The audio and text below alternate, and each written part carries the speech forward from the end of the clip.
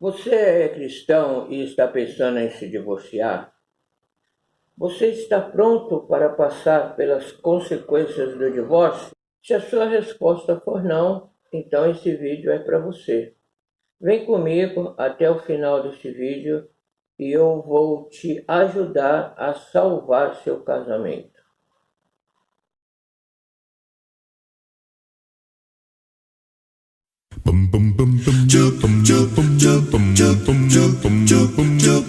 Estudar a Bíblia, estudar a Bíblia, estudar a Bíblia.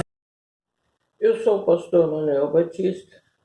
Eu sou casado com a mesma esposa há 27 anos, 30 anos de ministério, formado em teologia, psicanálise e clínica pastoral.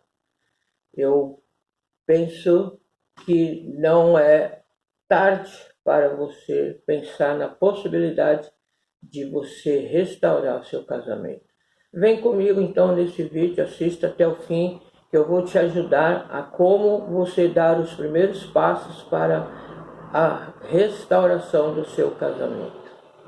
Acredite em mim, nesses 30 anos trabalhando com casais, aconselhando, eu descobri que 98% dos casais que estão em processo de divórcio não queriam estar nesta situação.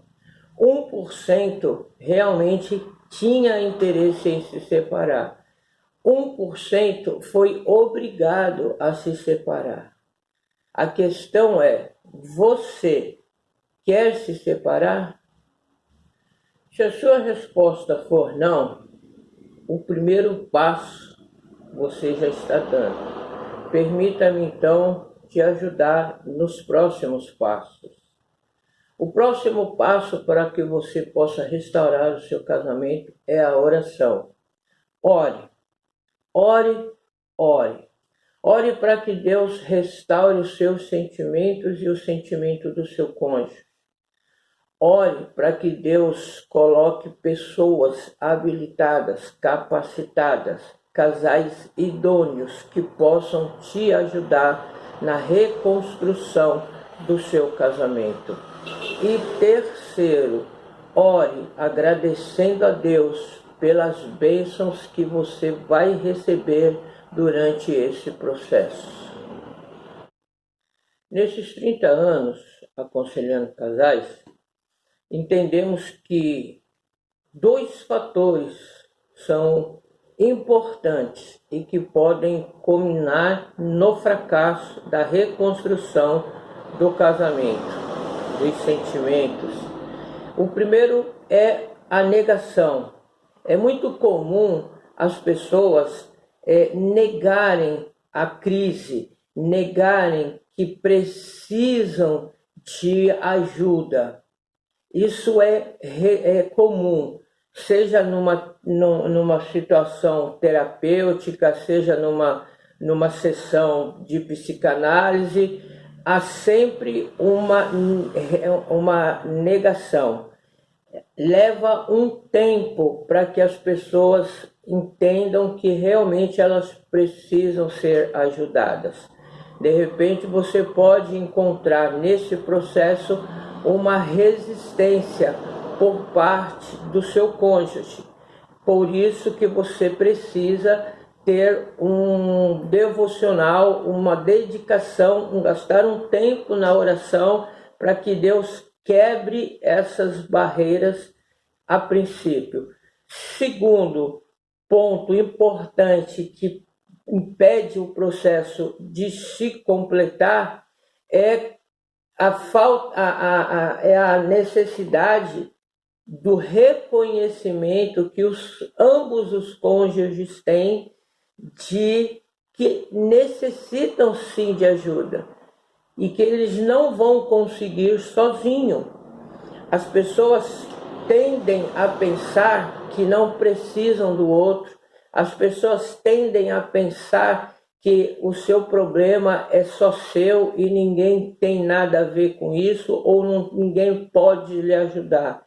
É um engano tremendo, porque Deus nos fez seres sociáveis, e a palavra de Deus diz: oreis uns pelos outros, e eu entendo que esse orar uns pelos outros implica na necessidade de eu contar para as pessoas que estão próximas de mim, que são mais instruídas ou que estão numa situação melhor do que a minha, que já passaram por problemas semelhantes aos meus, que essas pessoas podem me ajudar de alguma forma.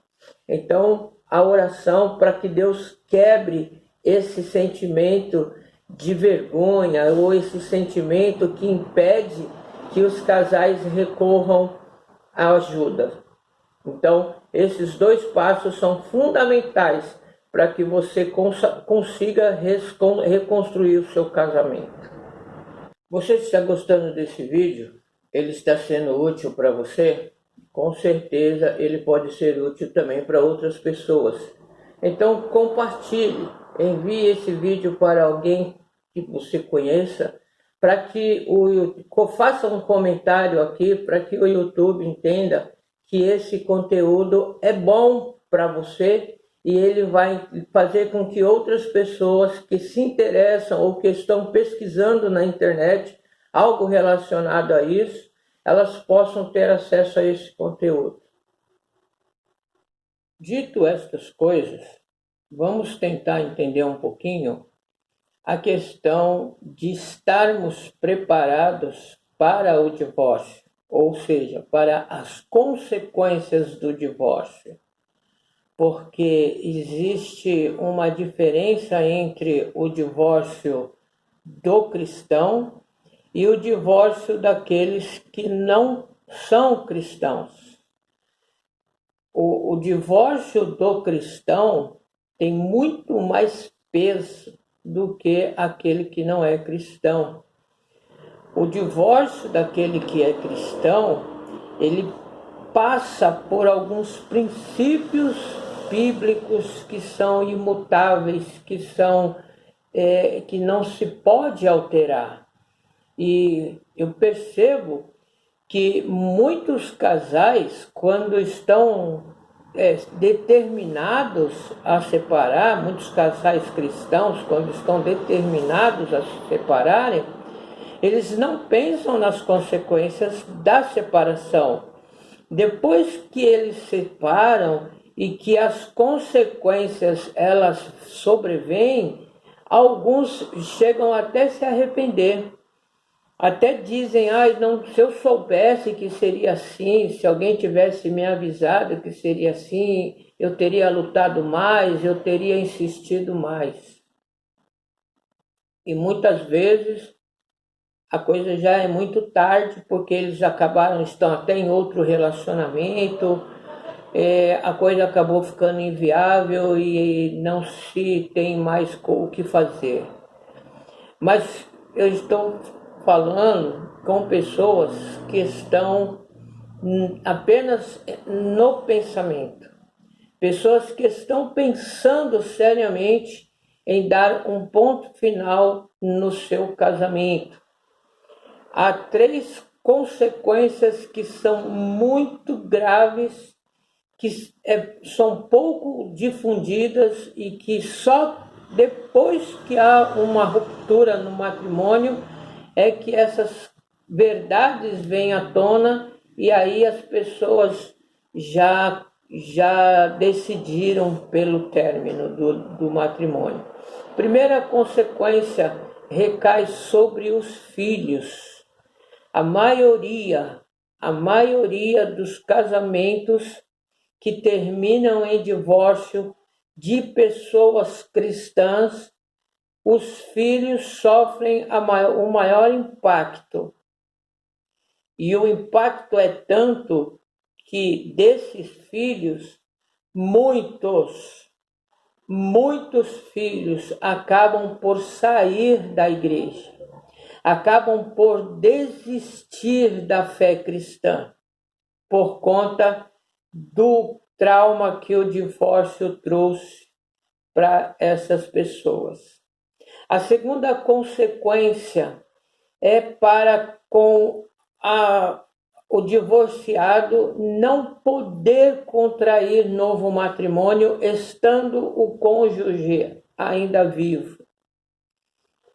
É muito difícil para essas pessoas que se divorciam entender de fato que elas não podem se casar novamente.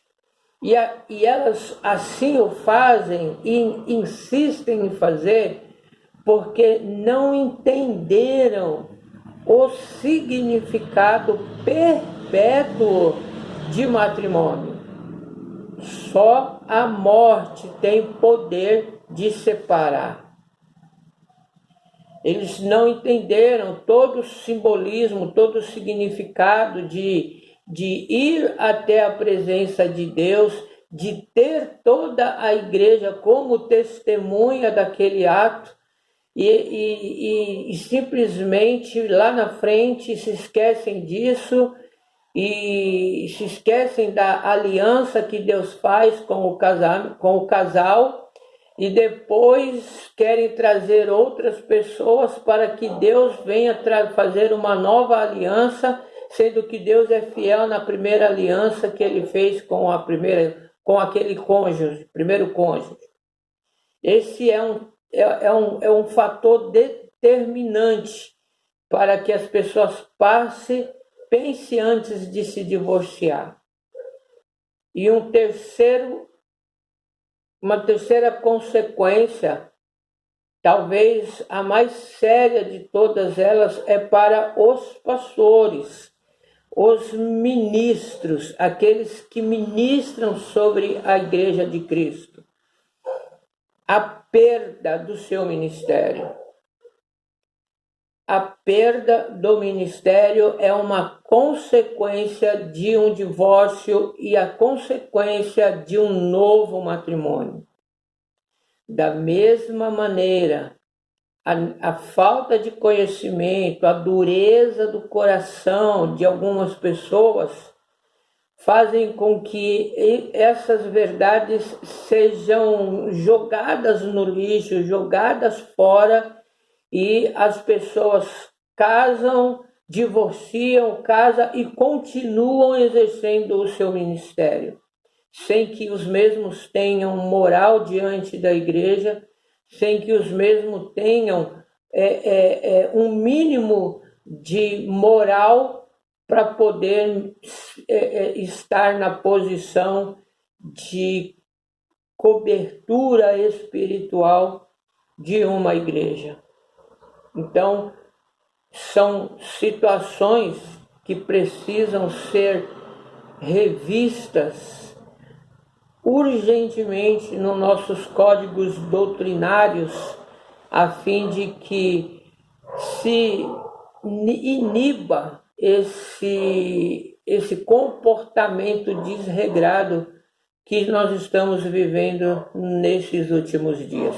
Eu quero deixar aqui 3 passagens bíblicas acerca do casamento, da perpetuação do casamento e até que a morte os separe. O primeiro está em Gênesis, é o primeiro princípio, o padrão perfeito de Deus. E alguém disse uma vez, e eu gravei isso, na dúvida, quando você tiver dúvida acerca de qualquer coisa na Bíblia, ou alguém trazer dúvidas a ponto da Bíblia se tornar contradizente, pare e pense no princípio do padrão perfeito de Deus. Do princípio perfeito, do padrão perfeito de Deus, nós vamos encontrar as respostas. Eu quero ler esses versículos para nós entendermos do que se trata esse assunto. Gênesis capítulo 2 e o verso 23 diz: Então disse o homem: Esta é agora osso dos meus ossos e carne da minha carne. Ela será chamada varoa, porquanto do varão foi tomada. Portanto, deixará o homem a seu pai e a sua mãe, e unir-se-á à sua mulher, e serão os dois uma só carne. Jesus, em Mateus, capítulo 19, e no verso 5, ele faz menção dessa fala.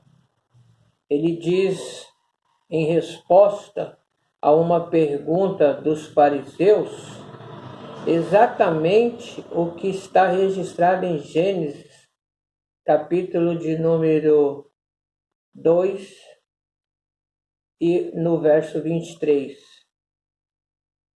Em Mateus ele diz: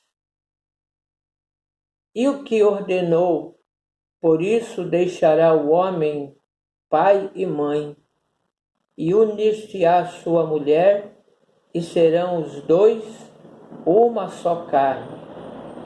Assim já não são mais dois", continuou Jesus. "Portanto, o que Deus ajuntou, não separem o homem." Ok?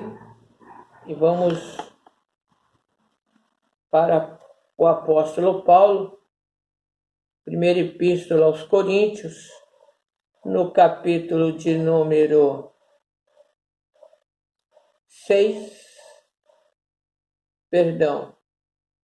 no capítulo de número 7 e o versículo de número 39, onde ele diz: "A mulher está ligada enquanto o marido vive, mas se falecer o marido, fica livre para casar com quem quiser, contanto que seja no Senhor." Então veja, ela está ligada ao marido enquanto este for vivo. Morrendo o marido, ela está livre para casar de novo com quem quiser, desde que seja no Senhor. Ok? Deus abençoe a todos.